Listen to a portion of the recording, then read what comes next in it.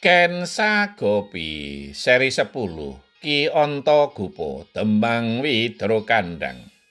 Setelah dirasa cukup beristirahat, Raden Basudewa dan Ken Sagopi melanjutkan perjalanan.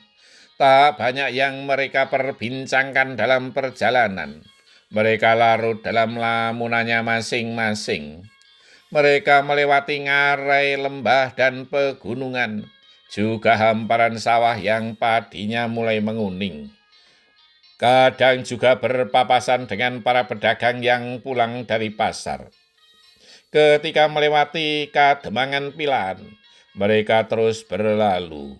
Raden Basudewa memang belum menceritakan peristiwa Surabewa 2-3 hari yang lalu kepada Ken Sagopi.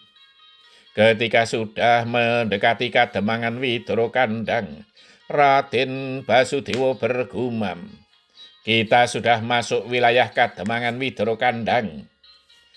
Ken Sagopi tidak menjawab, namun dadanya menjadi berdebar-debar. Bagaimanapun, ia akan mempertaruhkan kehidupannya. Ia mesti menjalin kehidupan rumah tangga dengan orang yang belum dikenalnya. Ia akan menjadi pelaku utama dalam sandiwara kehidupan, kepura-puraan. Namun itulah yang mesti ia jalani, demi jabang bayi dalam kandungannya. Ken Sagopi menghela nafas panjang di belakang punggung Raden Basudewa. Nafasnya terasa menyapu tengkuk Raden Basudewa. "Ada apa nih?" bertanya Raden Basudewa. "Tidak apa-apa, Raden," jawab Ken Sagopi singkat. Kuda pun terus berderap dengan pelan. Ketika sampai di depan gerbang Kademangan, mereka turun dari kudanya. Di rumah Ki Demang yang sepi itu, ketika ada derap kaki kuda akan segera terdengar. Ki Demang segera lari tergopoh-gopoh menuju pintu gerbang. "Ho, demikian cepat, Raden," Ki Demang menyambut sambil memungkuk hormat. Ketika pandangannya tertuju kepada Ken Sagopi, Ki Demang hanya bisa melongo ternganga, tak percaya dengan apa yang dilihatnya. "Oh, ternyata sangat cantik, cantik sekali." Namun tak terucap. Beberapa saat Ki Antagopa terdiam ternganga. Ia tak menduga bahwa seorang inang sedemikian cantik. Kulitnya mulus, segelal lekuk dan tonjolan tubuhnya pasti akan menggetarkan hati setiap lelaki. "Ia akan menjadi istriku?" batin Ki Antagopa tak mengira. "Bagaimana, Ki? Apakah kami hanya disuruh berdiri di depan pintu gerbang seperti ini?" tegur Raden Basudewa.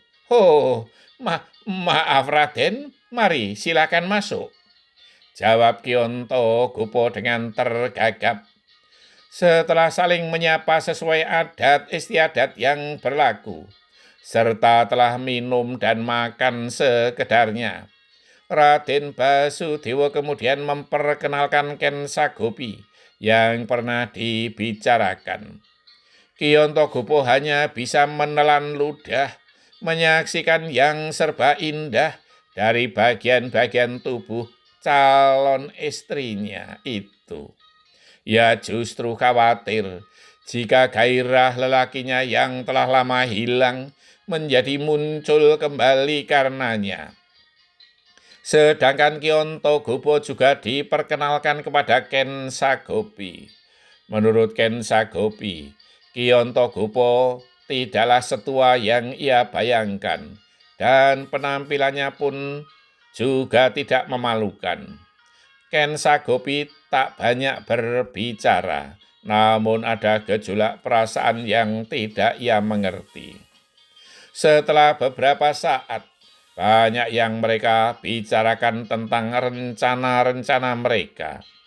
Raden Basudewa kemudian berkata, "Besok pagi Aku harus segera berangkat ke Widarbo. Aku akan segera minta diri. Tetapi Raden, Ki Antagopa terbata-bata. Pasti akan sangat canggung jika kemudian hanya berdua saja dengan Ken Sagopi. Sedangkan Ken Sagopi hanya menundukkan kepala, namun air matanya mulai mengalir. Kemudian semakin deras membasahi pipi, bahkan sampai ke pangkuannya. Ia tak mengerti perasaan apa yang bergejolak di dadanya. Akhirnya tangisnya pun meledak. Raden, jangan tinggalkan aku, Raden. Sambil bersimpuh di hadapan Raden Basudewa. Suara Raden Basudewa tercekat di kerongkongan. Bersambung.